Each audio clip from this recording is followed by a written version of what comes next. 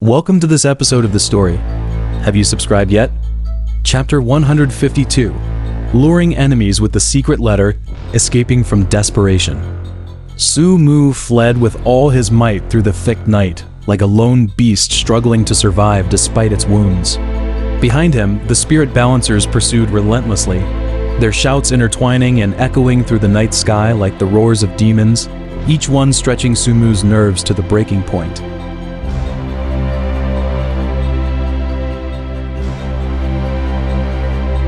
The spirit balancers were numerous. In the moonlight, their spiritual armor glinted with a cold, forbidding sheen, and their weapons exuded sharp spiritual energy. Su Mu, as earlier Zhou Xuan with them, had left his spiritual energy as depleted as a drying stream, and his physical strength was nearing its limit. Each breath felt like a blunt knife twisting in his chest, bringing piercing pain. Each step was as heavy as if his legs were filled with lead, as if the earth itself were trying to drag him into despair. Puff. Su Mu couldn't help but spit out a mouthful of blood.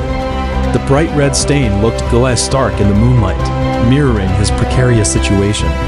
His vision began to blur, his steps grew more unsteady, but the desire to survive like a spark in the darkness sustained him forward.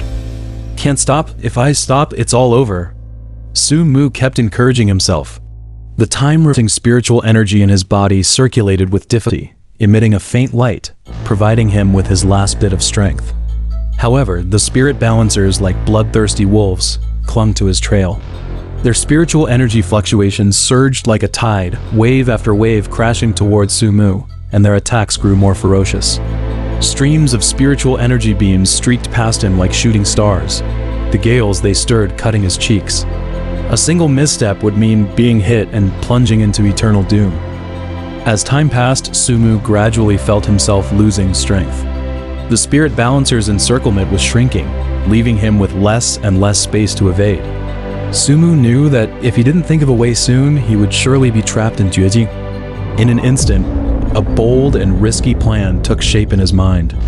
Su Mu suddenly stopped, quickly turned around, and faced the pursuing spirit balancers.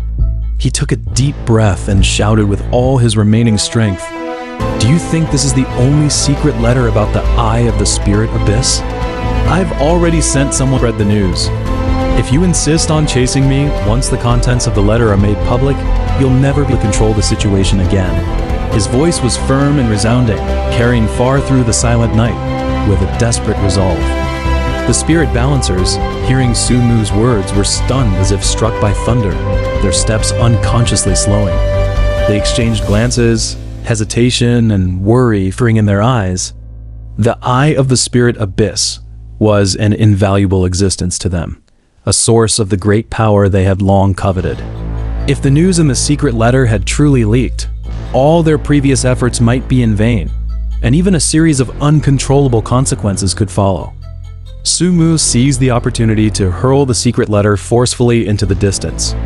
The spirit balancer's Muguang was instantly drawn to it, and for a moment, they were caught in a dilemma. On one hand, they knew they couldn't let Su Mu escape, or the failure of their mission would bring severe consequences. On the other hand, the secrets in the letter pulled at them like a magnet, impossible to resist. In the end, their hunger for the letter's secrets overcame their reason.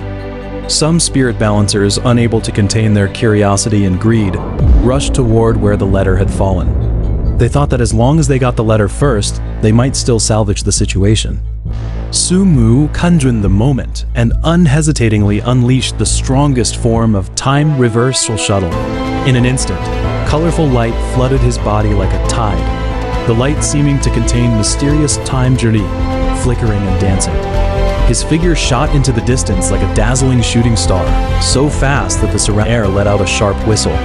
Spirit balancers finally came to their senses, realizing they'd been tricked.